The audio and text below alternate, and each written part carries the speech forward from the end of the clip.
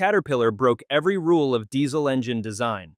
While their competitors built engines to meet warranty periods and fuel economy targets, Caterpillar took what they'd learned from decades of powering earth-moving machines and applied it to the highway, assuming engines would be abused, rebuilt, and abused again. The result was something drivers would call unkillable, changing trucking forever. Caterpillar's engineering rulebook came from yellow iron, not the highway. Bulldozers ran at full load for entire shifts. Mining trucks clawed through dust and heat with no margin for failure. Generator sets couldn't limp mode during a blackout. That environment forced CAT to build engines with massive safety margins.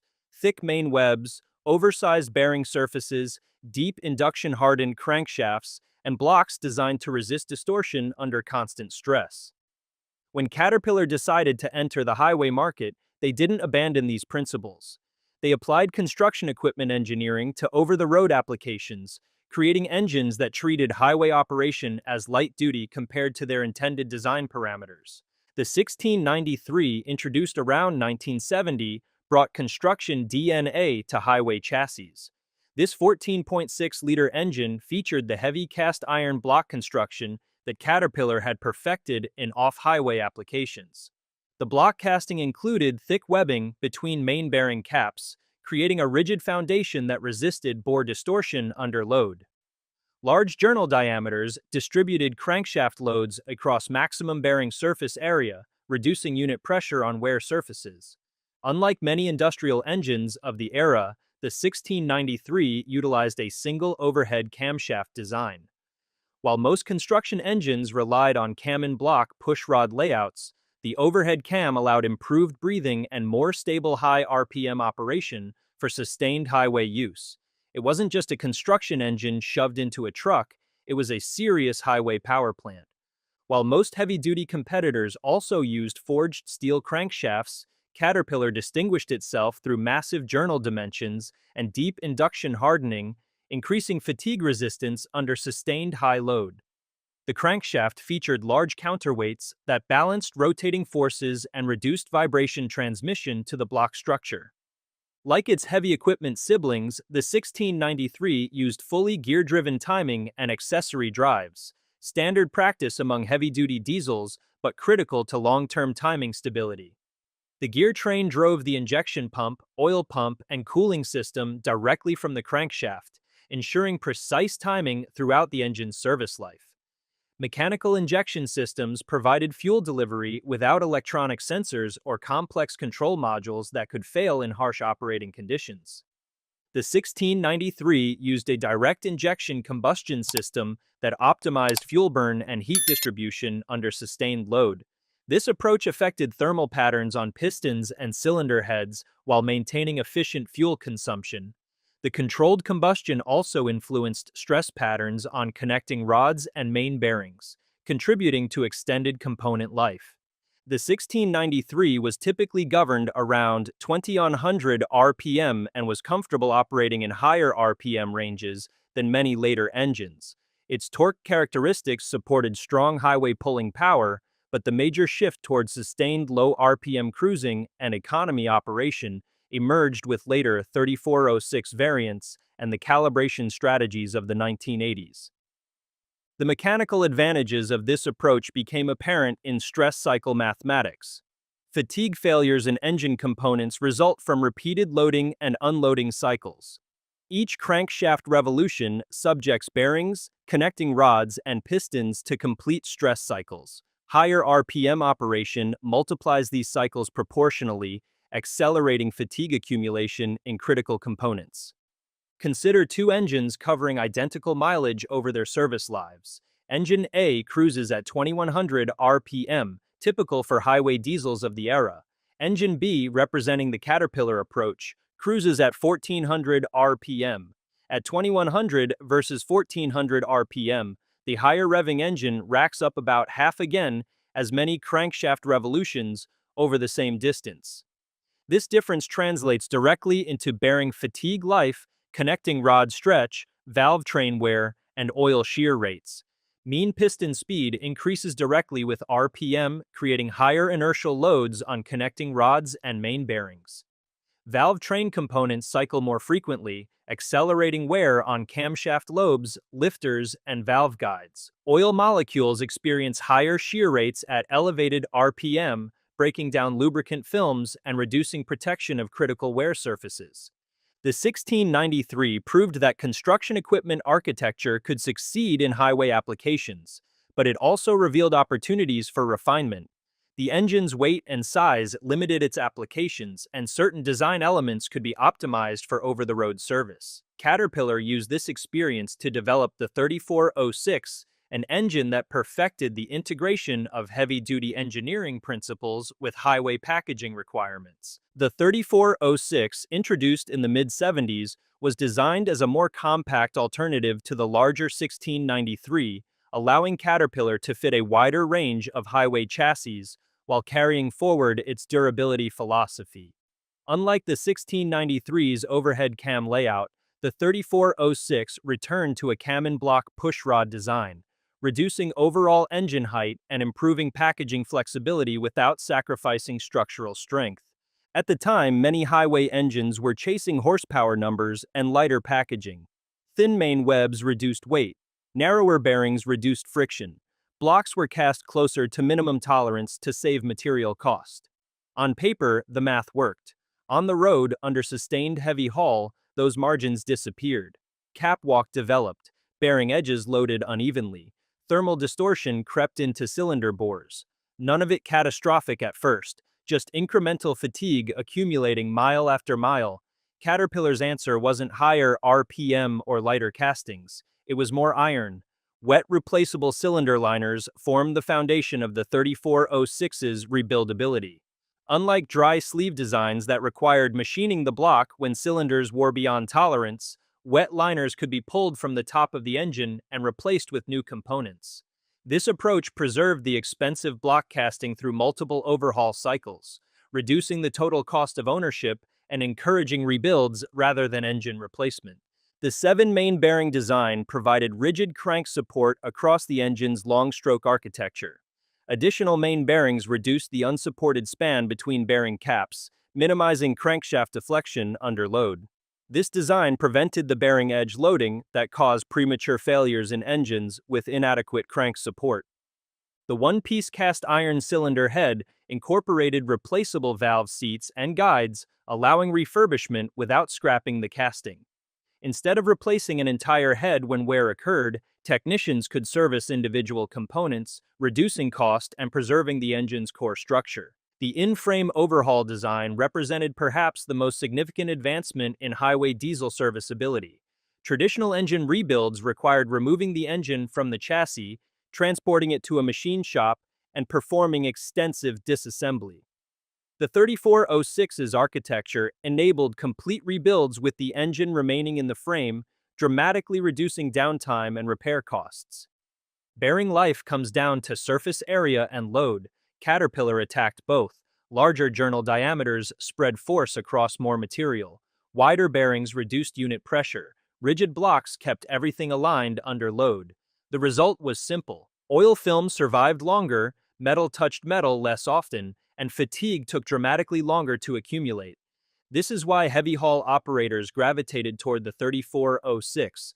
Gross weights climbed, mountain grades got longer, drivers lugged engines down instead of screaming them at redline. Where lighter engines began to show bearing wear or head gasket fatigue, the 3406 just kept pulling. Fleets learned something simple. If you rebuilt a 3406 on schedule, the block and crank were almost never the failure point. The expensive parts survived. The in-frame overhaul process demonstrated this approach in practice. Technicians could drop the oil pan, roll in new main bearings, and pull cylinder liners from the top of the engine without removing the block from the chassis. Piston assemblies could be replaced, injector heights reset, and the engine reassembled to factory specifications in a fraction of the time required for traditional rebuilds. Most importantly, the in-frame overhaul capability meant that wear did not equal death in Caterpillar engines. Components could be restored before reaching failure points, preventing the cascade failures that destroyed engines designed with less robust architectures. Real-world consequences validated Caterpillar's engineering approach. owner-operators consistently reported 500,000-mile intervals between major overhauls, with many engines exceeding 1 million miles before requiring significant repairs. Multiple in-frame rebuilds became common practice, with some engines accumulating well beyond 1 million miles across multiple rebuild cycles before reaching end of life. Fleet managers specified Caterpillar engines despite higher upfront costs because total cost of ownership calculations favored the rebuildable architecture. Used 3406 engines commanded premium prices in secondary markets, with buyers specifically seeking cores for rebuild programs. The glider truck industry, which installed rebuilt engines in new chassis, relied heavily on Caterpillar power plants because of their proven rebuildability. Heavy haul operators who subjected engines to sustained high-load operation overwhelmingly preferred Caterpillar engines. These applications most closely resembled the construction equipment duty cycles that had shaped Caterpillar's engineering philosophy, and the engines performed exactly as designed under these demanding conditions. Those results weren't luck, they were engineered. Wet liners prevented cylinder wear from scrapping blocks. Multiple main bearings distributed crankshaft loads. Forged crankshafts resisted fatigue fractures. Replaceable valve seats prevented head scrap. In-frame overhaul capability encouraged multiple rebuild cycles. Every design element contributed to preventing terminal failures. The reason multiple rebuilds were even possible came down to structural integrity. In many engines, repeated heat cycles and high cylinder pressures eventually distort the main bearing saddles or shift the block deck out of flat. Once that happens, a line boring becomes necessary, and eventually the block is scrap.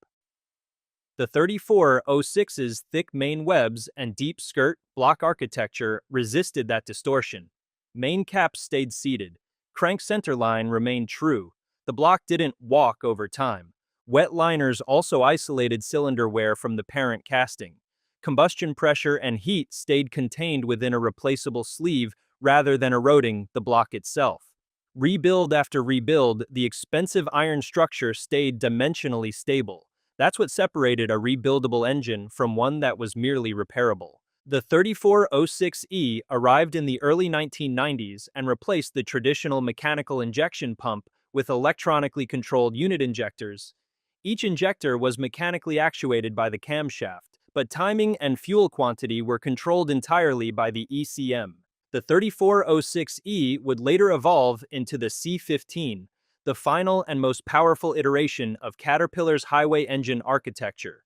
It retained the deep skirt block, wet liners, and massive crankshaft structure while incorporating ACERT emissions technology and higher injection pressures. For many operators, the C15 became the last true expression of Caterpillar's overbuilt highway philosophy. While the camshaft still supplied the mechanical force required for injection, engine operation was now dependent on electronic inputs. A failed sensor or ECM issue could prevent the engine from running, marking a clear departure from purely mechanical systems. This was the first time Caterpillar's highway engine could be disabled by a wire instead of a broken rod. For some operators, that felt like vulnerability.